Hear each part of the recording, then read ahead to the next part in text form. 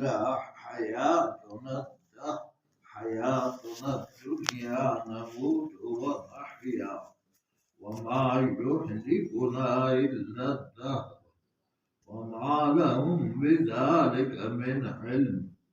إن هم إلا يظنون وإذا تتلى عليهم آياتنا بينات ما كان حجتهم إلا أن قالوا ائتوا بآبائنا إن كنتم صادقين قل الله يحييكم ثم يميتكم ثم يجمعكم إلى يوم القيامة لا ريب فيه ولكن أكثر الناس لا يعلمون صدق الله مولانا العظيم وصدقه النبي الكريم ونحن على ذلك لمن الشاهدين والشاكرين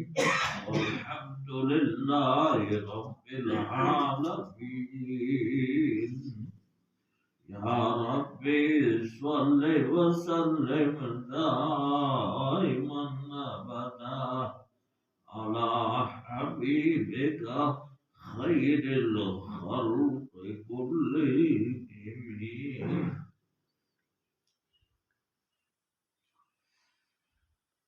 اللہ تبارک و تعالیٰ ان آیات میں آخرت کا ذکر فرما رہے ہیں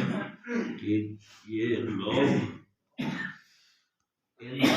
سارے نبیوں نے بتایا، ساری کتاب اللہ کی کتابیں بتا رہی ہیں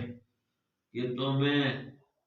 جس رب نے دنیا کی زندگی دی ہے وہی رب تمہیں مارتا ہے، وہی رب دوبارہ زندہ کرے گا قیامت کے دن، اور اس کے بعد تمہاری ایک نئی زندگی شروع ہو جائے گی، اور اصل زندگی تو وہی ہے۔ دنیا کی تو چند روزہ زندگی امتحانی زندگی ہے، یہاں تو امتحان کے لیے آئے ہیں کہ اللہ پاک نے بھیجا ہے کہ ہر آدمی دیکھ لے میں اپنے رب کا کتنا وفادار ہوں، اپنے اللہ کا کتنا حکم مانتا ہوں اور اپنی کتنی خواہشات پوری کرتا ہوں۔ جیسا کہ اگلی آیات میں کل والی آیات میں فرمایا تھا کہ یہ لوگ اپنی خواہشات کو اپنا معبود بنائے ہوئے، اپنا خدا بنا لیا انہوں نے۔ اب جو انسان جس چیز کی اطاعت کرتا ہے وہی خدا ہوتا ہے اس کا۔ تو رب کو جو مانتے ہیں، رب کی اطاعت کرتے ہیں، رب کا حکم مانتے ہیں، اللہ کی باتیں مانتے ہیں، وہ تو اللہ کو اپنا رب مانتے ہیں۔ اور جو اپنے نفس کے جو دل میں آیا وہ خواہ خدا کی طرف سے حرام ہو، ناجائز ہو، بند ہو، لیکن وہ کرنا ضرور ہے۔ تو یہ گویا اس نے اللہ کے بجائے اپنے دل کو، اپنی خواہشات کو اپنا خدا بنا لیا۔ تو اکثریت لوگوں کی ایسی ہے کہ یہ اپنی خواہشات کو اپنا خدا بنا لیتے ہیں۔ تو اللہ پاک یہ فرماتے ہیں کہ یہ جن لوگوں نے اپنی خواہشات کو اپنا رب بنایا ہے، اصل میں یہ آخرت کا پر ان کو یقین نہیں، قیامت پر ان کا یقین نہیں، دوسری زندگی کا یقین نہیں۔ یہ کہتے ہیں کہ یہی دنیا کی زندگی ہے، تو یہاں کھا پی لو، عائش کر لو، حلال ملتا ہے، حرام ملتا ہے، جائز ملتا ہے، ناجائز ملتا ہے، جو کچھ بھی ہے بس اپنی مرضی خواہش پوری کرو، ہر غلط جائز خواہشات پوری کرتے ہیں۔ اور ایسے ہی حقیقت میں دیکھ لیں، آپ سوچ لیں کہ اکثریت لوگوں کا بھی یہی حال ہے کہ لوٹ مار میں لگے ہوئے، دوگا فراٹ میں، کہ دنیا ہر آدمی یہ چاہتا ہے دنیا کی نعمتیں سب سے زیادہ میرے پاس ہو، دوسرے مجھ سے آگے نہ بڑھ سکے۔ تو اس لیے وہ جائز ناجائز ہر طریقے سے، حلال حرام جو کچھ آتا ہے ہڑپ کرتا جاتا ہے، اس کا قیامت پر یقین ہی نہیں کہ کل قیامت کے دن خدا پوچھے گا، اللہ کے سامنے حاضر ہونا ہے، اللہ پاک کی عدالت میں وہاں جواب بھی دینا ہے، تو ان کا حقیقت میں قیامت پر یقین ہی نہیں ہوتا۔ اصل بات اللہ پاک بھی یہی فرماتے کہ ان کا یقین نہیں قیامت پر، اس لیے یہ ایسا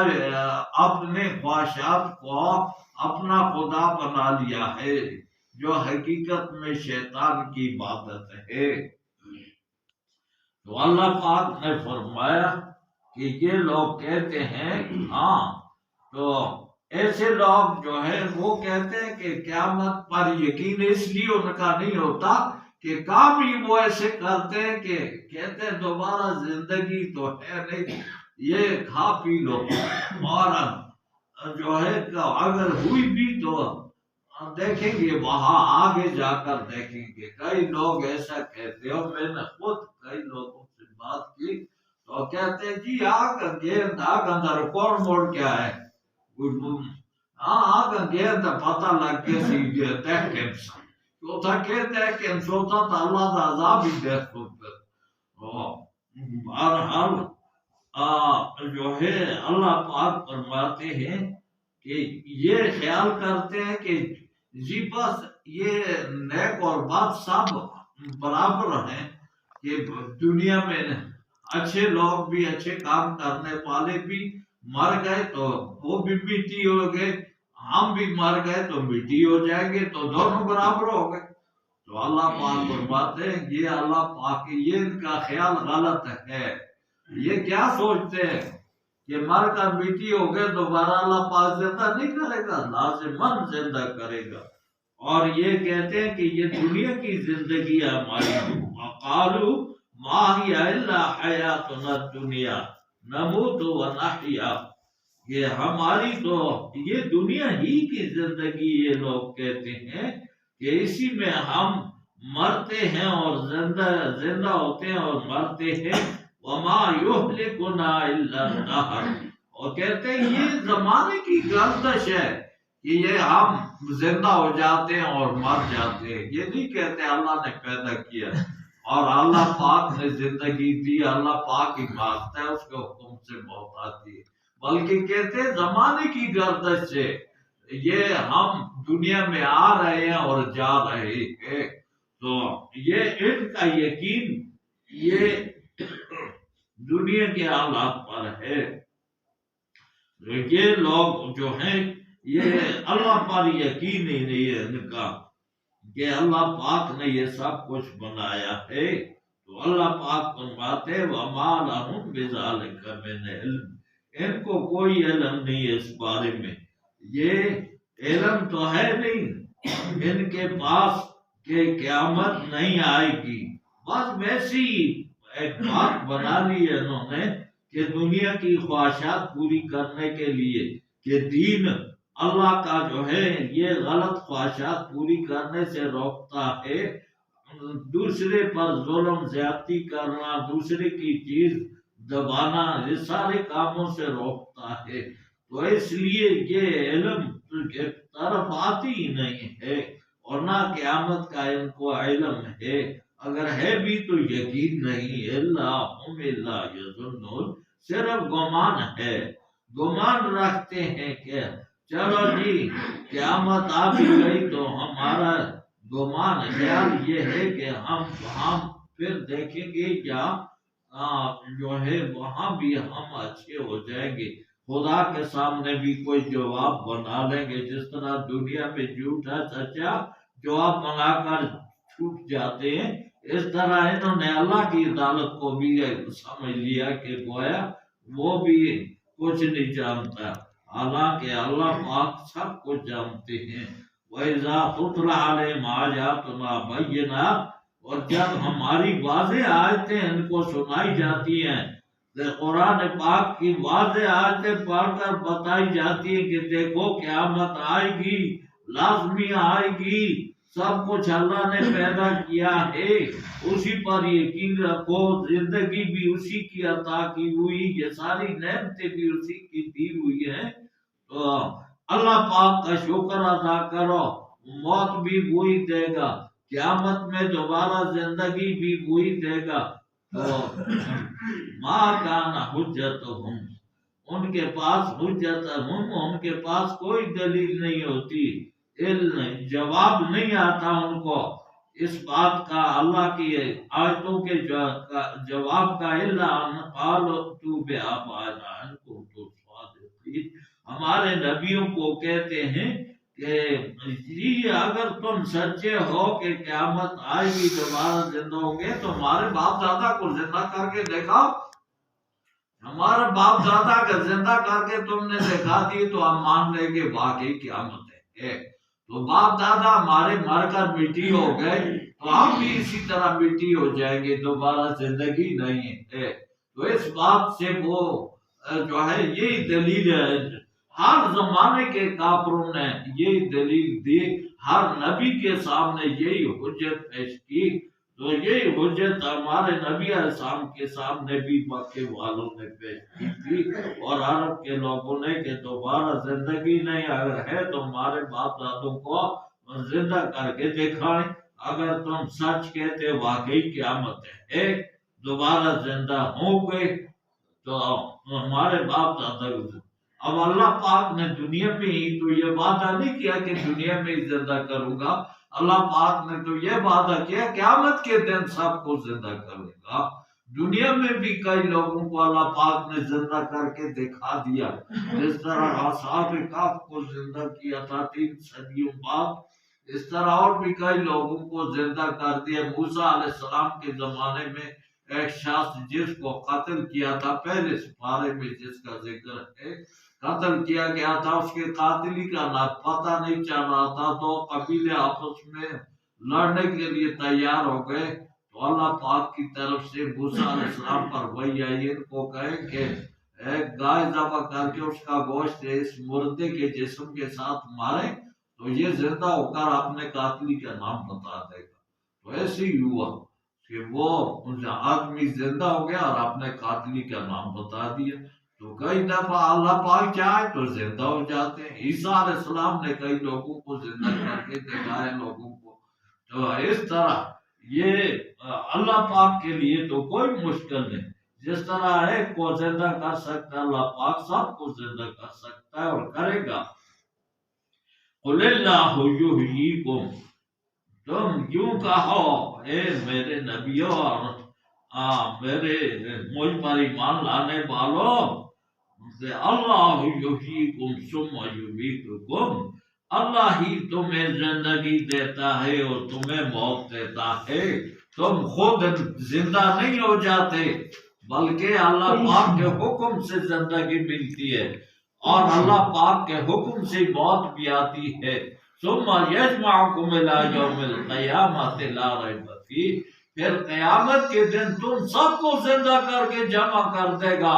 کھڑا کر دے گا قیامت کے میدان میں، یہ ساری زمین ایک میدان بن جائے گی، تو میدان میں تمہیں زندہ کر کے جمع کر دے گا، لا ریب فیہ، اس قیامت کے آنے میں کوئی شک نہیں، جس کا اللہ پاک نے کہہ دیا آ کر رہے گی۔ اللہ پاک قادر ہے اپنے حکموں کو پورا کرنے پر، تمہاری طرح مجبور نہیں ہے، اللہ پاک ہر کچھ کر سکتے، ولیکن اکثر الناس لا یعلمون، لیکن اکثر لوگ جانتی نہیں یہ بات کہ اللہ پاک تو ہر کام پر قدرت رکھتے ہیں، یقین نہیں آتا لوگوں کو اور اسی شک میں پڑے پڑے اپنی زندگی خراب کر لیتے ہیں، برے کام کرتے، مان نہیں لاتے، یہ قیامت پر یقین نہیں کہ کل قیامت کے دن اللہ کے سامنے ہم نے دنیا کی زندگی کا جواب دینا ہے، جیسا کہ نبی علیہ السلام نے فرمایا کہ قیامت کے دن 5 باتوں کا ہر آدمی جب تک جواب نہیں دے گا اپنی جگہ سے ہل نہیں سکے گا۔ سب سے پہلے اللہ پاک اس سے یہ 5 باتیں پوچھیں گے، یہ بندے، اے میرے بندے، میں نے تمہیں دنیا میں زندگی دی تھی، وہ زندگی کن کاموں میں خرچ کی ہے؟ دوسرا سوال ہوگا، تمہیں جوانی کی طاقتیں عطا کی تھی، جوانی کن کاموں میں خرچ کی؟ اچھے کاموں میں خرچ کی یا برے کاموں میں چوری یا ڈاکے ہی کرتا رہا، ہاں لوگوں کے پر ظلم زیادتیاں کرتا رہا، اور تیسرا سوال ہوگا کہ مال تم نے کہاں سے کمایا تھا، کن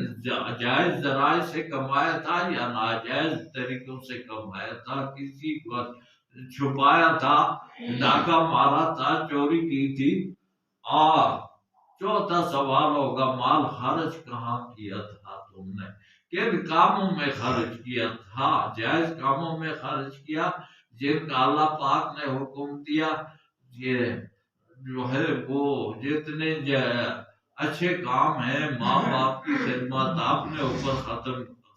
خرچ کیا، ماں باپ پر خرچ کیا، بہن بھائیوں پر، اپنی اولاد پر، برادری پر، مستحق لوگوں پر اللہ کے راستے میں، تو وہ سوال ہوگا، یا غلط جگہوں پر خرچ کیا یا سنبھال کر رکھا، تو جو اپنے نہ اپنے کام آیا، نہ جو ہے دنیا کے نہ آخرت کے، اور یہ پانچواں سوال ہوگا کہ جتنا تمہیں علم تھا اس کے مطابق تم نے عمل کتنا کیا ہے، اچھے کام کتنے کیے، تو یہ پانچ باتوں کا سوال تو اللہ پاک ہر آدمی سے کرے گا، تو جو ان پانچ باتوں میں کامیاب ہو گیا تو سمجھے وہ کامیاب ہے، جس کے جواب ان پانچ باتوں میں نہ بن سکے تو وہ ناکام ہو جائے گا۔ اللہ پاک ہمیں اپنے دین کو سمجھنے کی اور اس پر عمل کرنے کی توفیق عطا فرمائے۔ اللہ تبارک و تعالیٰ اس دین کو ہماری دنیا آخرت میں نجات